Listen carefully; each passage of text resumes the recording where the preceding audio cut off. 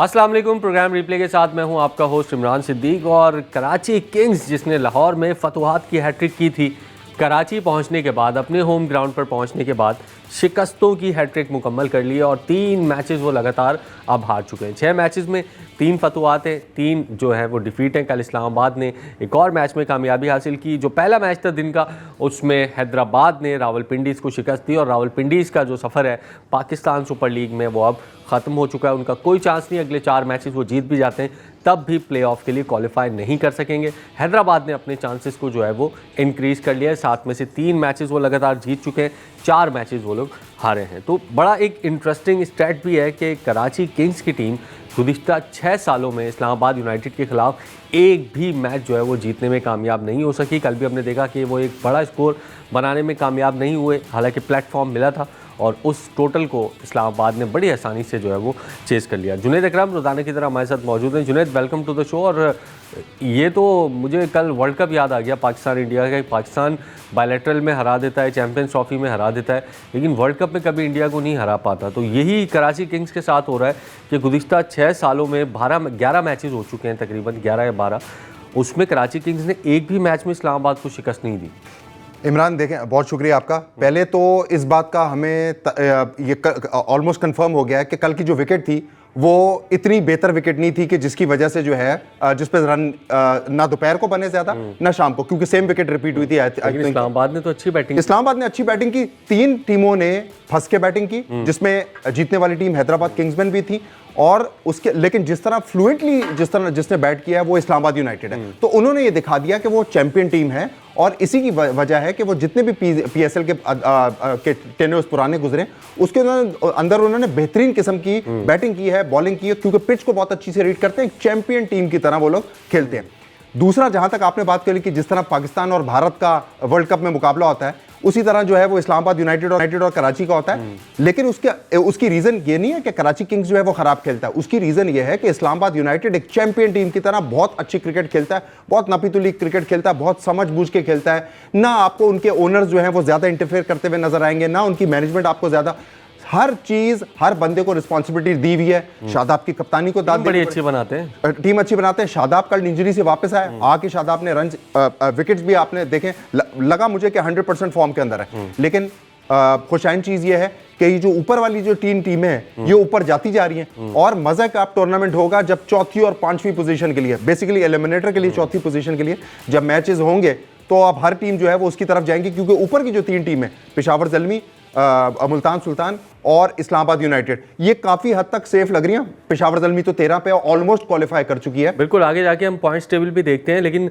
जो कल कराची किंग्स को एक प्लेटफॉर्म मिला था, एक अच्छा प्लेटफॉर्म मिला था जहां से वो 170 180 तक भी जा सकते थे। विकेटें थी उनके पास, ऐसा नहीं है कि विकेटों की कमी थी, लेकिन आखिरी जो 3 ओवर थे, खुशदिल शाह को भेजा गया, मोइन अली ने खुद को रोका, अब्बास आफरीदी को रोका गया, खुशदिल शाह को भेजा गया, आजम खान से हिट्स नहीं लग रही थी एंड में।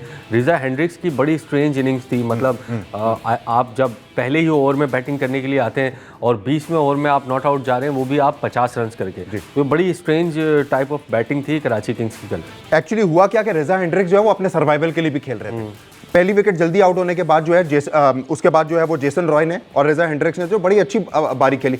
लेकिन ऐसा लग रहा था कि एक तो सेफ भी खेल रहे, क्योंकि जेसन रॉय का पहला मैच था, वो चाह रहे थे कि इंपैक्ट बनाना, जो कि उन्होंने इंपैक्ट बनाया। 39 रन किए 27 गेंदों के ऊपर, वो उन्होंने अपना इंपैक्ट बनाया। रेजा हेंड्रिक्स क्योंकि रन नहीं कर रहे थे, या वो जो इतनी ज्यादा उनकी फॉर्म नहीं लगी हुई थी उसकी वजह से, लेकिन कोई अजीब किस्म की बारी थी। शॉट्स भी ना लगा पा रहे थे, ना वो शॉट्स लगाने की कोशिश कर रहे थे। और जब बाय द टाइम ये लोग बिजनेस एंड की तरफ आ गए अपनी इनिंग्स के, उस वक्त ना इनके हाथ में, नीचे आने वालों ने भी कुछ रन नहीं किए और ना ऊपर से किसी ने अच्छा सॉलिड आपको प्लेटफॉर्म दिया था कि उसको आप कैपिटलाइज कर सके। हेंस एंड में क्या हुआ कि आप 150 पे 6 बने, जिसको बासानी जो है वो इस्लामाबाद यूनाइटेड ने। अच्छा, बड़ा एक होता है ना, बड़ा ये एक आर्ट है पिच को रीड करने का। जो कराची किंग्स के बैटर थे वो मिड विकेट पर स्ट्रेट खेलने की कोशिश कर रहे थे इस विकेट के ऊपर जिसमें नहीं लग रहे थे शॉट। फ़हीम अशरफ को हमने देखा अच्छी बॉलिंग की, हसनैन ने आखिरी ओवर बड़ा अच्छा किया, सिर्फ 8 रन दिए। इसके अलावा ग्लेसन ने बड़ी ज़बरदस्त ब्लॉक हॉल में बॉलिंग की उन्होंने। लेकिन जब इस्लामाबाद की टीम बैटिंग करने आई, ग्राउंड में मौजूद था मैं, इस्लामाबाद की team square of the wicket खेल रही थी, स्ट्रेट नहीं जा रही थी उस विकेट के ऊपर, क्योंकि बॉल बैट के ऊपर इतनी आसानी से नहीं आ रहा था जितनी आसानी से मतलब आना चाहिए T20 क्रिकेट के अंदर। स्क्वायर ऑफ द विकेट उन्होंने खेला, कामयाब रहे, रन्स बन रहे थे, पॉइंट पे खेला, पीछे खेला, जिसकी वजह से वो आसानी से टोटल चेज करने में कामयाब हुए। अगर वो भी स्ट्रेट विकेट या मिड ऑन मिड ऑफ पर खेलने की कोशिश करते, मेरा नहीं ख्याल ये टोटल जो है वो इतनी आसानी से चेज होता। देखिए इमरान, जो विकेट फंस रही होती है ना, उस पे खासतौर पे दोपहर के मैचेस में और जो अर्ली इवनिंग वाला मैच होता है, देखें इस्लामाबाद यूनाइटेड को एक हमें क्रेडिट नंबर 1 उनकी परफॉर्मेंस पे देना पड़ेगा कि उन्होंने शानदार क्रिकेट खेली, क्लिनिकल क्रिकेट खेली ऑल डिपार्टमेंट में फील्डिंग बहुत शानदार। एब्सोल्युटली, वो देखें फील्डिंग तो उनका खासा रहा है ना हमेशा से, वो शादाब उनको लीड करते हैं, टोन सेट करते हैं। इसके अलावा जब आपका कैप्टन इतनी अच्छी फील्डिंग और इंजरी के बाद वापस आए उसके बावजूद, लेकिन फिर क्या हुआ कि जो रात वाली जो इनिंग्स होती है, जो अमूमन 8:30 पौने 9 बजे स्टार्ट होती है, उसमें क्या होता है, क्योंकि कराची में फिर ड्यू का भी जरा थोड़ा सा, मेरे ख्याल से अब गर्मियां बढ़ रही हैं तो ड्यू का भी थोड़ा सा इफेक्ट होता है। लेकिन शानदार बैटिंग की कराची ने, कल क्या गलती की और इससे पहले हैदराबाद ने भी क्या गलती की और पिंडीज ने भी की, क्रॉस खेल रहे थे। क्रॉस खेलने से हमेशा ये होगा, जब बॉल आपकी फंस के आ रही होगी तो आप उसको सही तरीके से ना टाइम कर पाएंगे, ना आपको पता चलेगा कि वो पहले आ रही है या थोड़ी सी बाद में आ रही है।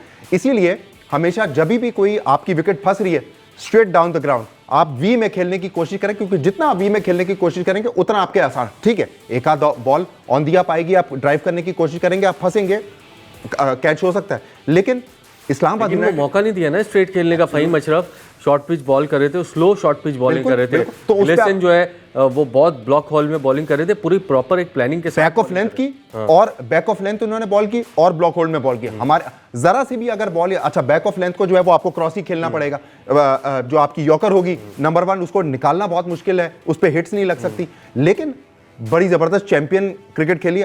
आई होप एंड प्रे कि ये इस्लामाबाद यूनाइटेड इसी तरह इसको कंटिन्यू रखें, क्योंकि यही चैंपियन टीम्स और यही इस्लामाबाद यूनाइटेड जैसी और पेशावर ज़ल्मी और मुल्तान सुल्तान जैसी टीम होती है, इनका खासा यही होता है कि जब इनको स्निफ मिल जाती है उसके बाद फिर ये अगली टीम को जो है वो हलक से पकड़ लेते हैं और फिर उस तरह छोड़ते नहीं है जिस तरह कल इन्होंने कराची किंग्स के साथ हो किया। बट फ्लॉलेस क्रिकेट इन्होंने ओवरऑल खेली है। बिल्कुल, और राइट टाइम पे पीक कर रहे हैं। शुरू में थोड़ा सा स्ट्रगल इन्होंने ज़रूर किया, लेकिन राइट टाइम पे और एक बड़ी जंप उन्होंने लगा लिया। आई थिंक पॉइंट्स टेबल पर दूसरे नंबर पर भी वो आ गए हैं। प्रोग्राम में शामिल करते हैं एक ब्रेक के बाद वापस आते हैं। प्रोग्राम में एक मरतबा फिर खुशामदीद। कराची किंग्स को जो तीसरी डिफीट हुई है पाकिस्तान सुपर लीग में, उस पर बात कर रहे हैं। जिन्हें लगता है ये कि डेविड वार्नर जो कि 2 मैचेस से अवेलेबल नहीं है, बैक इंजरी है उनको, उससे भी बड़ा फ़र्क पड़ा है। एक तो ओपनिंग पे फ़र्क पड़ा है उनकी, ऊपर से एक सीनियर कैप्टन है डेविड वार्नर जो बड़ी क़यादत में बड़ी जो है वो स्किल्स रखते हैं, सलाहियत रखते हैं टीम को यकजा रखने में, फ़ैसले करने में।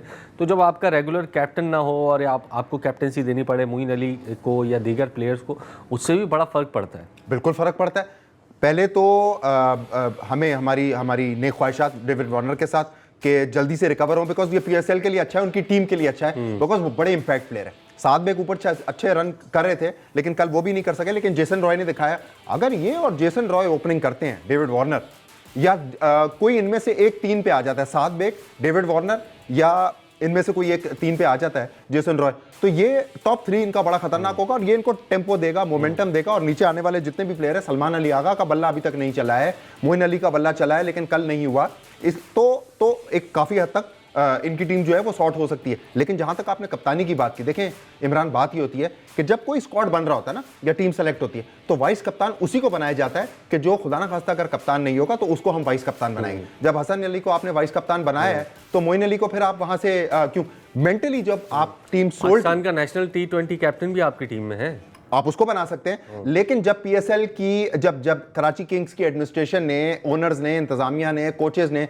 हसन अली को जब नॉमिनेट किया है, तो आप हसन अली को क्यों नहीं बना रहे? कप्तान तो आप उसी को बनाएंगे ना जिसको आपने जो अपना बेस्ट, या सिर्फ आपने किसी को खुश करने के लिए कि आज तुम्हें वाइस कप्तान बना देते, आज तुम्हें बना देते। भाई आपका स्क्वाड का ऑफिशियल जो आपने जो अपनी प्रेस रिलीज जारी की है उसके अंदर आपने हसन अली को जो है वो कप्तान बनाया, तो बड़ा फर्क इससे भी पड़ता है। मोइन अली बहुत सीजन प्लेयर है, मोइन अली की क्रिकेट के लिए दुनिया की क्रिकेट में बहुत खिदमत हैं, तो ऐसी वो बात नहीं है। लेकिन देखिए इमरान, ओवरऑल मैं आपको एक बात बताऊं, कराची जब से यहाँ से लाहौर से कराची आया, एक तो आउट ऑफ सॉर्ट्स नजर आ रहा है, 7 दिन का गैप आ गया, 8 दिन का गैप आ गया। उसके बाद जैसे आपने बोला, मैं अभी भी नहीं हूं कि बड़ी टीमें मोमेंटम पे काम नहीं करती हैं। आप ये कह रहे, ठीक है, मैं आपकी बात से 1 मिनट के लिए इत्तेफाक कर लेता हूं। तो इमरान, बाकी और प्लेयर्स क्या कर रहे हैं? बाकी आप ये मुझे एक बात बताएं, सलमान अली आगा का बल्ला अभी तक क्यों नहीं चल रहा? मुझे एक बात है, खुशदिल शाह जो है, मुझे तो खुशदिल शाह का समझ में नहीं आ रहा कि मैं इनको क्या बोलूं, खुशदिल शाह बोलूं, खुशदिल बेन स्टोक्स बोलूं, खुशदिल क्या इनको आप मुझे बताएं, क्योंकि जडेजा, रविंद्र जडेजा। ठीक इमरान, अब ठीक है चलें ये बोल देते हैं, खुशदिल रविंद्र जडेजा की मुझे आप बताएं कि इनकी परफॉर्मेंस अभी तक क्या है। सॉरी मुझे ये कहते हुए मीर हमजा भी इतना क्लिक नहीं कर रहे, मुझे ये कहते हुए अच्छा नहीं लग रहा। हम लोग वो लोग नहीं है जो इन लोगों को क्रिटिसाइज करके खुश हो। हम तो पाकिस्तान क्रिकेट की और PSL की बेहतरी के लिए काम कर रहे हैं, तो और हमारा वो काम भी है ना। अब्बास अफरीदी गेंदबाजी में कुछ कर रहे हैं, मोइन अली ने 1-2 अच्छे कैमियोस खेले, उसके बाद मोइन अली का भी कोई रोल नहीं है।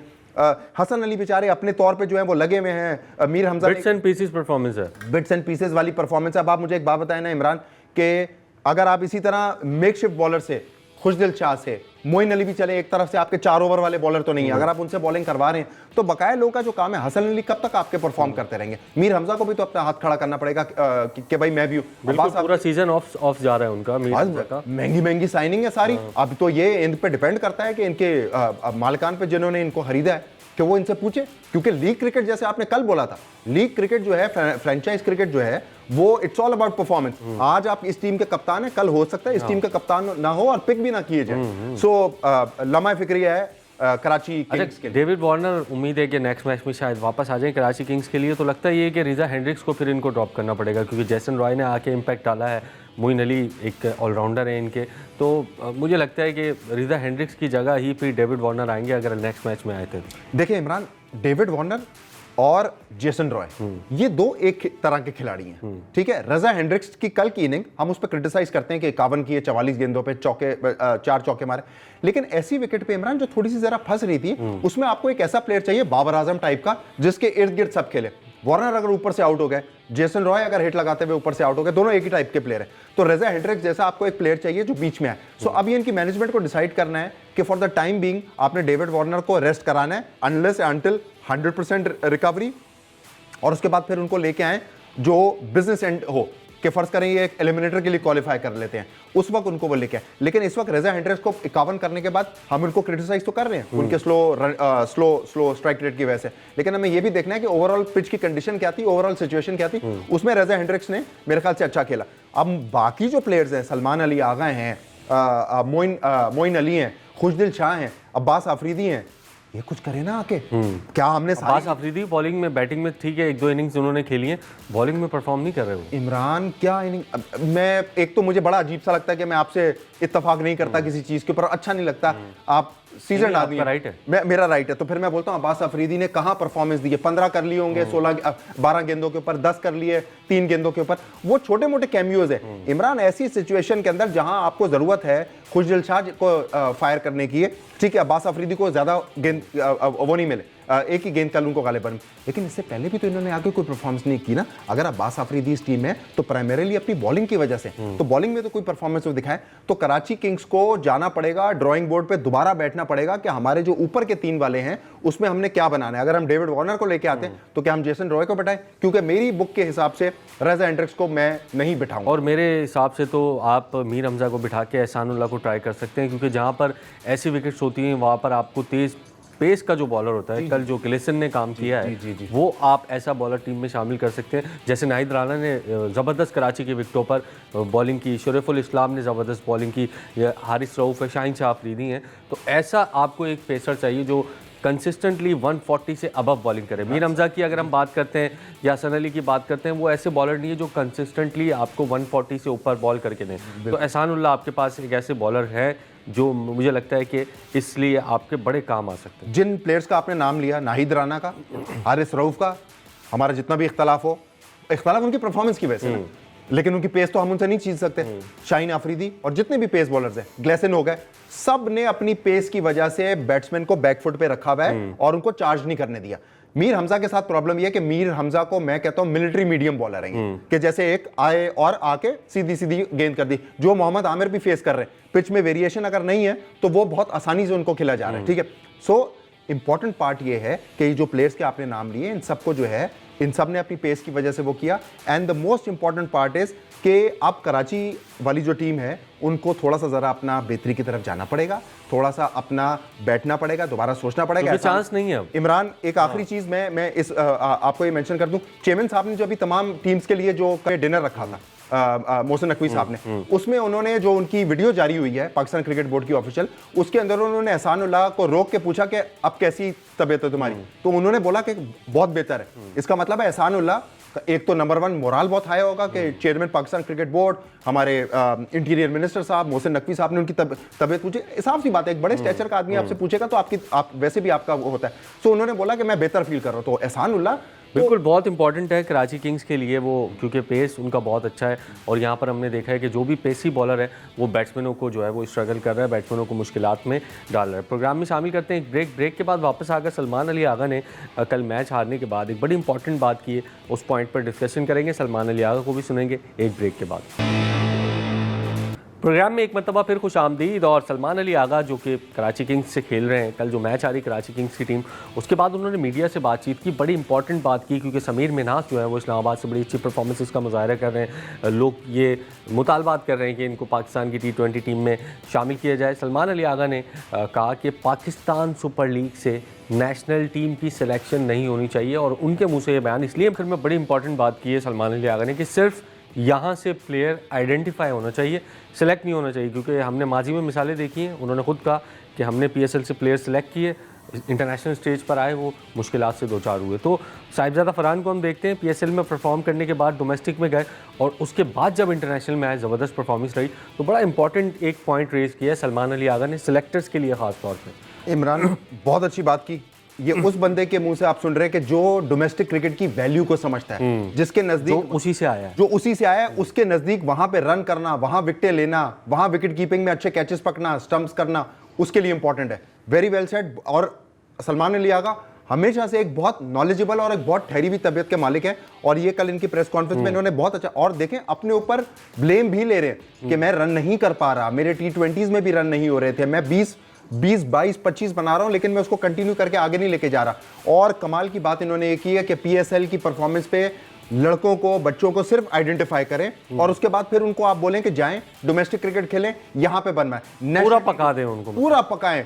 मतलब ऐसा नहीं हो कि आप कच्चा उनको तोड़ लें और उसके बाद फिर वहां जाएं, उनको ना स्टेडियम का एक्सपोजर हो, ना खेलने का एक्सपोजर हो, क्योंकि उन्होंने सिर्फ टोटली डिफरेंट प्रेशर होता है। शामिल हुसैन को हमने देखा यहाँ PSL में आते ही 250s उन्होंने की, बांग्लादेश जब गए थे रन उनसे नहीं हुए। पाकिस्तान टीम से खेलना डिफरेंट प्रेशर है, पाकिस्तान सुपर लीग से खेलना एक डिफरेंट प्रेशर है, ह्यूज मतलब एक डिफरेंस है इसके अंदर। इमरान देखें शामिल हुसैन के साथ तो क्या हुआ कि शामिल हुसैन शायद बिकॉज ऑफ हिज एज जरा थोड़ा सा इंटरनेशनल उसमें जब आए तो वो वैसा एक्सपोजर नहीं था, हालांकि रन परफॉर्मेंस डोमेस्टिक में करके आ रहे थे, ठीक है, लिस्टे में तो उनके 2000 प्लस से रन है, लेकिन ठीक है एक सीजन और शायद खेल सकते थे और उसके बाद फिर उसको डालते। सो बहुत इंपॉर्टेंट बात है, जैसे सलमान अली आगा ने भी मेंशन किया कि जब तक उन लड़कों को आप PSL की बेसिस पे आप लेके आएंगे, जो हमारी नेबरिंग कंट्री है या जो और जहां दीगर जो फ्रेंचाइजीज होती हैं, जहां फ्रेंचाइज क्रिकेट होती है, वो कभी भी ऐसा नहीं होता। कभी आपने ऑस्ट्रेलिया में ऐसा देखा है? क्यों ऑस्ट्रेलिया में 28-30 साल के लोग जो हैं वो डेब्यू करते हैं, ना कि 18-20 साल के लोग? वो इस वजह से करते हैं कि अगर आपने बिग बैश में रन भी किए हैं तो उसके बाद आपको वो भेजते हैं शेफील्ड शील्ड में, और उसके बाद आपको डोमेस्टिक क्रिकेट में भेजते हैं, ताकि वो बंदा जो है वो मेंटली नरिश हो जाए और अपनी परफॉर्मेंस नरिश कर ले। वेरी वेल सेड, बहुत अच्छी ये बात इन्होंने की है, और मेरे ख्याल से इस चीज को PCB को कंसिडर भी करना चाहिए, क्योंकि देखें हमने पहले भी ये बात की थी इमरान, 2-3 दफा हम ये बात कर चुके हैं, इन बच्चों को नया लेके आना और इनको सिर्फ इनकी PSL की परफॉर्मेंस के ऊपर नेशनल टीम में डाल देना, वो उन बच्चों के साथ ज्यादती है, उन प्लेयर्स के साथ ज्यादती है। ठीक है, सलमान अली आगा ने बोला जो कम बैक कर रहा है, जो एक दफा अपना डेब्यू कर चुका है, रन्स कर चुका है, उसके बाद खुदा ना खास्ता फेल होने की वजह से उसको अगर PSL में वो अच्छी परफॉर्मेंस कर रहा है तो आप उसको ये उन्होंने कहा कि आप प्लेयर का कमबैक जरूर करा सकते हैं यहाँ से अगर कोई प्लेयर परफॉर्म कर रहा है, लेकिन जो न्यू प्लेयर्स हैं लाइक समीर मिन्हास हैं या मां सदाकत, तो खैर अब 1-2 मैचेस खेल चुके हैं पाकिस्तान के लिए, तो बड़ी इंपॉर्टेंट बात की है। और यही बात सलमान अली आगा को मेरे ख्याल है कि सिलेक्टर्स के साथ भी करनी चाहिए, जो कि माजी में हमने देखा है कि बहुत सारे प्लेयर्स को उन्होंने 1-2 इनिंग्स की बुनियाद पर, हमारा प्राइम एग्जाम्पल हमारे पास मोहम्मद हारिस हैं जो कि PSL से सिलेक्ट हुए, उसके बाद इंटरनेशनल सतह पर आए, इतना अच्छा परफॉर्म नहीं कर सके, ड्रॉप हो गए। हसन नवाज़ की बात करें आप, हसन नवाज़ ने PSL में अच्छा किया, नेशनल टीम में आए, नहीं परफॉर्म कर सके। जो प्लेयर डोमेस्टिक के थ्रू आए, यानी फवाद आलम थे या साहिबजादा फरहान थे या और प्लेयर्स थे, जो डोमेस्टिक के थ्रू आए, वो हमें इंटरनेशनल सतह पर भी रन्स करते हुए दिखाई दे रहे हैं। प्रोग्राम में शामिल करते हैं एक ब्रेक के बाद वापस आकर फ़हीम अशरफ ने भी प्रेस कॉन्फ्रेंस की, उनको सुनते हैं। उन्होंने भी ऑलराउंडर की जो बहस है पाकिस्तान में, जो कि अब्दुल रज़ाक और अज़हर महमूद के बाद हमें नहीं मिल सके अच्छे, उस पर भी बात की। तो प्रोग्राम में शामिल करते हैं एक ब्रेक के बाद वापस। प्रोग्राम में एक मरतबा फिर खुशामदीद। और इस्लामाबाद यूनाइटेड के ऑलराउंडर फ़हीम अशरफ ने भी कल प्रेस कॉन्फ्रेंस की। उनसे ये उम्मीद जाहिर की जाती है कि वो माजी में जो अब्दुल रज़ाक किरदार अदा करते थे, जो अज़हर महमूद किरदार अदा करते थे, ऐसा वो किरदार अदा करें। ये सवाल भी हुआ नेशनल स्टेडियम कराची में, हम प्रेस कॉन्फ्रेंस में मौजूद थे। ना मैं अब्दुल रज़ाक हूँ, ना मैं अब्दुल रज़ाक के करीब हूँ या अज़हर महमूद के करीब हूँ, लेकिन हमने देखा है कि जो ऑलराउंडर थे हमारे पास, लाइक शाहिद आफरीदी थे, अब्दुल रज़ाक थे, अज़हर महमूद थे, उनके बाद से उस क्वालिटी के आए हैं। फ़हीम अशरफ आए हैं, अब्बास आफरीदी हैं, अनवर अली आए थे, लेकिन उस क्वालिटी के जो ऑलराउंडर है वो अभी तक मिसिंग पार्ट हमारा नज़र आ रहे हैं। और हम हमेशा कंफ्यूज रहते हैं कि हम फ़हीम अशरफ को खिलाएं या किसी और ऑलराउंडर को खिलाएं। जब अब्दुल रज़ाक और अज़हर महमूद खेलते थे, देयर इज़ नो कन्फ्यूजन, मतलब वो ऑटोमेटिक चॉइस होते थे आपकी टीम के अंदर। बिल्कुल एग्जैक्टली देखें, बहुत अच्छी बात की राना साहब ने कि इनके साथ जो है अज़हर महमूद और अब्दुल रज़ाक, बहुत ही अंडररेटेड अब्दुल रज़ाक थे। शाहिद आफरीदी, शुएब अख्तर, बड़े बड़े जितने भी प्लेयर्स हैं वो सब एक्सेप्ट करते हैं कि अब्दुल रज़ाक जो है वो एक बहुत अंडररेटेड। अब्दुल रज़ाक की और अज़हर महमूद की जो खिदमात है 96 से लेके, और फिर ये तो अब्दुल रज़ाक तो 97, 98, 99 में वो आए, लेकिन आप ये देखें चाहे वो डेब्यू पे 100 हो टेस्ट मैच में अज़हर महमूद का साउथ अफ्रीका के खिलाफ वो, और आपको याद है एक जमाने तक तो वो रन मशीन थे, और या उनकी बॉलिंग, और कितने मैचेस ऐसे थे उन्होंने सिंगल हैंडेडली अब्दुल रज़ाक की आप साउथ अफ्रीका के खिलाफ वो देख लें जो अबू धाबी में उन्होंने खेली, उसके अलावा कितनी और हैं। वर्ल्ड कप में आप देख लें, T20 के वर्ल्ड कप में आप ये देख लें, 2009 के T20 वर्ल्ड कप में आप देख लें, फाइनल के अंदर 2009 की T20, और ये तो इसलिए है, ये तो हमें टॉप ऑफ द माइंड याद है। इसके अलावा बेइंतहा इनकी परफॉर्मेंसेज है।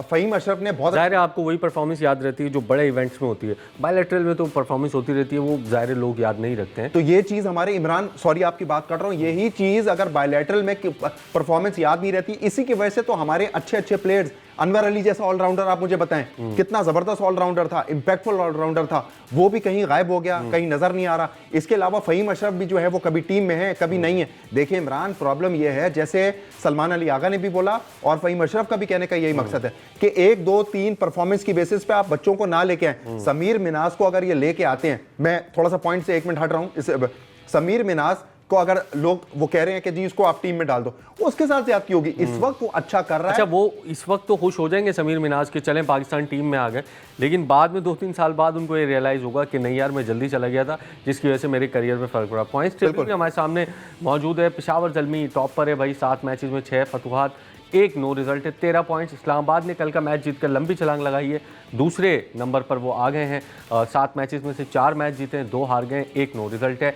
मुल्तान सुल्तान 6 मैचेस 4 फतुहात, 2 डिफीट्स हैं। हैदराबाद की टीम चौथे नंबर पर आ गई है, जो कि अपने इब्तदाई 4 मैचेस हार चुकी थी, अब लगातार 3 मैचेस जीत चुकी है। कराची किंग्स की टीम जो कि तकरीबन 12-14 मैचेस तक टॉप स्पॉट पर रही है, वो अब 5वें नंबर पर है, 6 मैचेस, 3 जीते हैं, 3 हारे। कोयटा के लिए और लाहौर के लिए आज का जो मैच है बहुत ही इंपॉर्टेंट है। दोनों टीमें जो है वो 6 मैचेस खेल चुकी हैं, 2-2 मैचेस जीती हैं। लाहौर की टीम 5 मैचेस खेली है, 2 जीती है, 3 हारी है। लाहौर के लिए शायद इतना मुश्किल ना हो, लेकिन कोयटा की टीम अगर आज का मैच हार जाती है तो 7 में से उनकी 2 विक्ट्रीज होंगी सिर्फ, और फिर उनका जो प्ले ऑफ में सफ़र है जुनेद, वो मुश्किल हो जाएगा। बिल्कुल मुश्किल हो जाएगा। बहुत ही मजे का मैच होगा, बहुत ही दोनों मुझे लगता है कि इवनली पॉइज्ड टीम है, और मुकाबला भी करेंगी। लाहौर कलंदर ये चाहेगी कि वो जो है गलबन 7वें नंबर पे है, 7वें से जो है वो तकरीबन कोई 5वें या 6ठे नंबर पे आए। कोयटा भी यही चाहेगी कि वो जो 6ठे नंबर पे, बहुत इंपॉर्टेंट मैच है और बहुत मजे का मैच होगा, क्योंकि दोनों बड़ी इंपैक्टफुल टीम है, दोनों बड़ी लड़ने वाली टीम है, और दोनों पास्ट में बहुत अच्छी परफॉर्मेंसेस कर चुकी हैं, और लास्ट ईयर की फाइनलिस्ट हैं दोनों।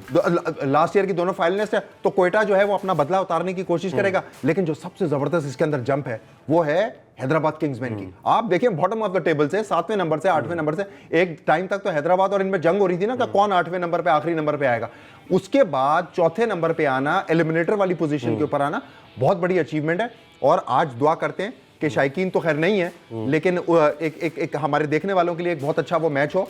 और इस्लामाबाद यूनाइटेड की बड़ी अच्छी है जंप है। सो PSL जो है वो जो हर साल देता है एक्साइटमेंट, जबरदस्त किस्म की क्रिकेट, अब वो हम शुरू में मिस करने के बाद अब मेरे ख्याल से इसके ऊपर दोबारा आ चुके हैं। प्रिडिक्शन क्या करेंगे आज के मैच में? Prediction Quetta Gladiators. Quetta Gladiators. मुझे ऐसा लगता है कि लाहौर कलंदर्स की टीम थोड़ी सी ऑन पेपर हमें थोड़ी सी स्ट्रॉन्ग इसलिए नज़र आ रही है क्योंकि आज के मैच में फ़खर जमान का रिटर्न होगा। 2 मैच की जो पाबंदी थी वो सर्व कर ली है उन्होंने। इमरान, मैं गलत हो सकता हूं लेकिन फ़खर जमान एक मैच पहले आ नहीं गए थे? अगर आ गए थे, हो सकता है मैं गलत हूं, शायद आप चेक कर लीजिएगा, हो सकता है मैं गलत हूं, लेकिन ऑन पेपर अगर वो स्ट्रॉन्ग है तो हम फिर एक काम करते हैं, पेपर्स का ही मैच करा लेते हैं। देखते हैं क्या होता है जी। और टॉस बड़ा मैटर कर रहा है। जो टीम टॉस जीत रही है पहले बॉलिंग कर रही है, रिस्ट्रिक्ट कर रही है दूसरी टीम को, और फिर दूसरी इनिंग्स में जाके थोड़ा सा ड्यू फैक्टर भी होता है, आसानी से जो है वो उस टारगेट को चेज कर रही है। सो लेट्स सी कि आज के मैच में कौन फतेहयाब होता है। बहुत ही इंपॉर्टेंट मैच है आज पाकिस्तान सुपर लीग में।